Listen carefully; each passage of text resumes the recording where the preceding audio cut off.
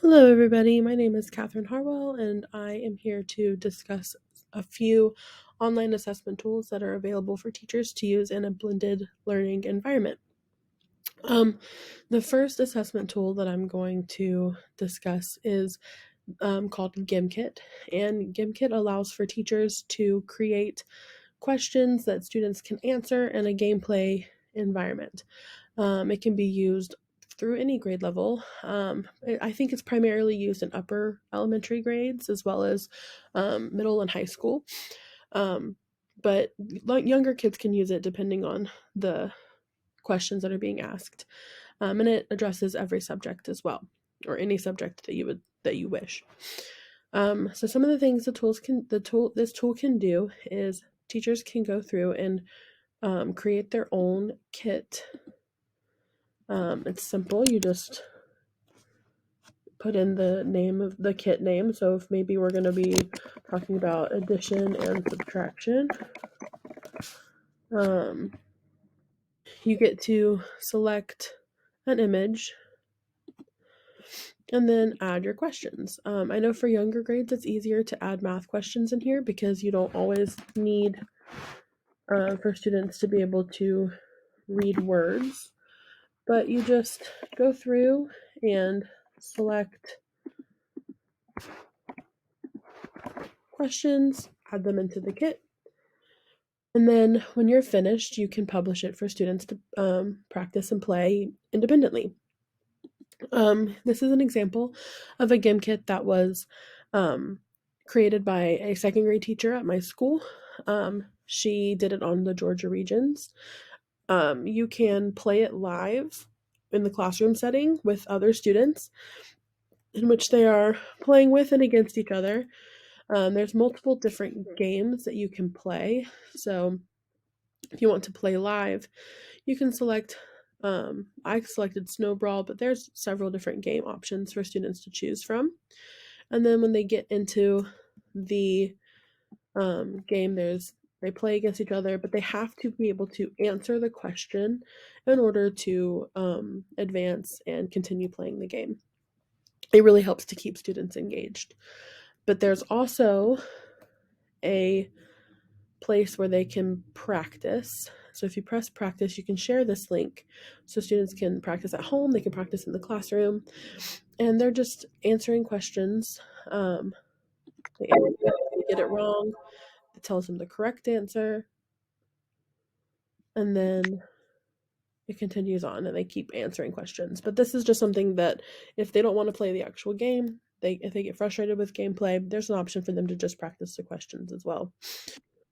Um, Another online assessment tool that I'm discussing today is one that I'm very familiar with and I use in my classroom often, and that is Kahoot. So in Kahoot, there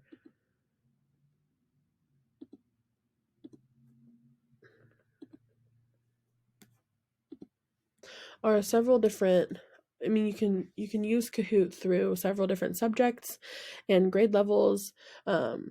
The only problem is if students are doing this at home independently, they're going to need to be able to read the questions, same as Gimkit, read the questions independently because it does not have a read aloud option. But as you can see, I've created several of these for reviews for tests, but they can also be used for mid-unit check-ins and formatives or pre-assessments as well. But this is the same as Gimkit as it's question and answer based, but it's not as doesn't have as much gameplay in it. So this is mainly just a whole group tool, unless you're utilizing the practice ones. But for example, you can click on it. If you're going to just play a whole group, this screen will pop up. Students can easily scan the QR code that's about to pop up on their mobile device, or they can go onto kahoot.it and you can post this link in a forum that is easily accessible for students online. They put in the game code, their names pop up, and then the teacher presses start, and they can all answer the questions.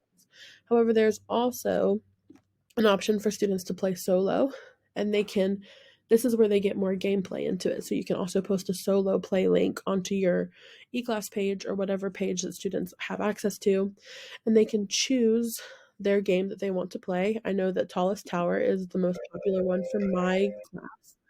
Um, but they click it and then the questions pop up. Again, you would want to make sure that this is easily played as a solo or as easily played as solo for students who cannot read. So you want to make sure that the questions are easily read for your students.